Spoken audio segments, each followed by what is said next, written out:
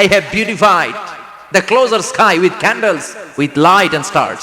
আল্লাহ বললেন আমি দুনিয়ার আকাশকে তারা দিয়ে সুশোভিত করেছি। আকাশে তারা আছে না নাই?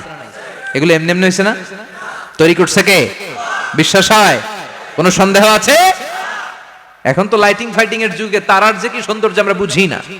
আমরা যখন ছোটবেলা গ্রামে যেতাম, রাতের বেলা তারার মেলা, কি সুন্দর, একটার চেয়ে একটা সুন্দর। শুকতারা, ধ্রুব তারা, সপ্তর্ষি মণ্ডল, 7টা তারার একটা চেইন আছে, চেনেন এগুলো?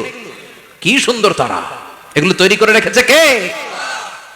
প্রথম আকাশের মহাশূন্যকে আল্লাহ এই তারকা দিয়ে বিউটিফাই করেছেন। ইটস এ ক্যান্ডেল, আল্লাহ সাজিয়ে রেখেছেন। আমরা খালি চোখে যেটা দেখি এটা কিন্তু আকাশ না, এটা প্রথম আকাশ নয়।